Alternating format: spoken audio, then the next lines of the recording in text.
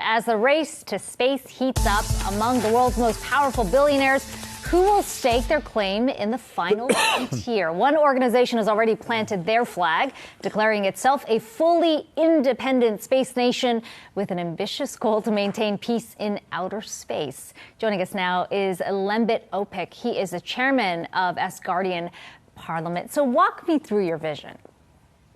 Yes, it sounds interesting, but it's absolutely real. We are the most advanced digital democracy in the history of the human race. Why? Because the only way you can actually run the world when it comes to interstellar travel and interstellar communities is digitally. This is the vision of Dr. Igor Ashabaili, who recognized that we either walk or die as a species. That has been the touchstone for humanity at every stage in our evolution. So in simple terms, we want to live in space. We want to create the first space baby. We want to have the first permanent space habitation, and we want to do it democratically. It's as simple as that. Easy to say, hard to do. Lembit, for those of us who are unfamiliar with Asgardia, give us a sense of who are, because there's, about 1 million people who claim membership with this, and you have launched a satellite. Is that accurate? Yes and yes. We have over 1 million followers. We have a smaller number of residents. To become a resident, you actually have to pay around $100. And then you get a lot of rights. You can operate in the Asgardian economy and everything that goes with it. In terms of the satellite, yes, we launched the satellite. It was if you like, it was a statement of claim, of entitlement to space, because no human being really owns space.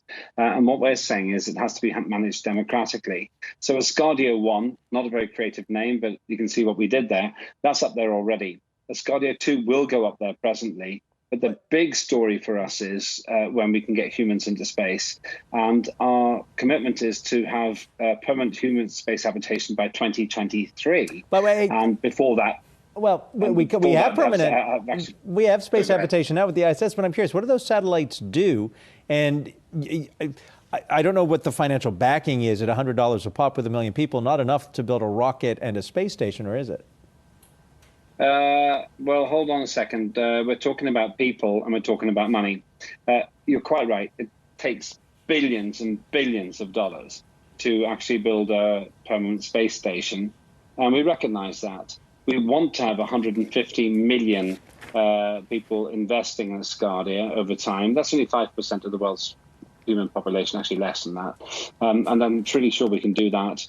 But the core answer to your very sensible question is this. Why are we doing this when we've got the ISS? Because the ISS is not a permanent human space habitation. You got there for 6 months and then you can come home. Maybe you stay there for a year. We're talking about having a lifetime in space.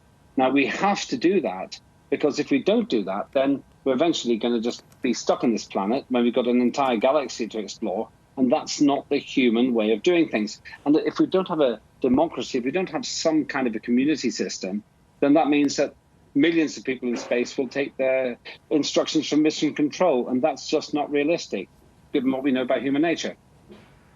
Lembit, this is Sinan Aral from MIT. Is this just a first come, first serve, or are nation states going to have something to say or compete with Asgardia's rights to democracy in outer space? The question of rights is an absolutely valid one. Ascardia recognizes that we cannot have space wars because everybody dies. So we're not going to have an army. We are not going into the militaristic environment. We have to negotiate our solutions through peace. If you speak to any astronaut, they come back saying, we couldn't have internecine disputes. We couldn't have a social or cultural or cross-national disputes in space because when there's a leak in the space station, everybody dies. So in that sense, we're not looking for competition there. You're also right to say there are other groups who are talking about the same thing. In my judgment, Ascardia has gone further than anybody else. The 1 million+ followers, the residents, the citizens, the fact we've actually got a proto-economy now with a digital currency, not a cryptocurrency, but a digital currency called the solar, which already looks like as soon as we launch it, will be worth more than €1.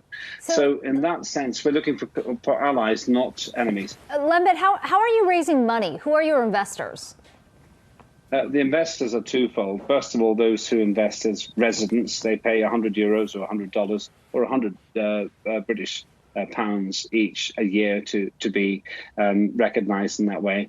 And also we're reaching out to businesses that think that our vision is correct, that we have to have some kind of a democratic community out there, and within that, the million-plus people who already have signed up for this, that they might be a very right market for innovation. So those are the three groups. And then there will be investors who don't really care about what we're doing, but can see that the solar, our digital currency, and the investment in our economy makes sense. All right. Lembit Opik from Ascardia, thank you very much for joining us. My pleasure. Hey investors, Zach Guzman here. Are you interested in learning more about the markets and getting the latest financial news? Well, then click right here to subscribe to our Yahoo Finance YouTube channel. Get the latest up-to-the-minute market analysis, big interviews in the world of finance, and information on how to manage your money every day wherever you are.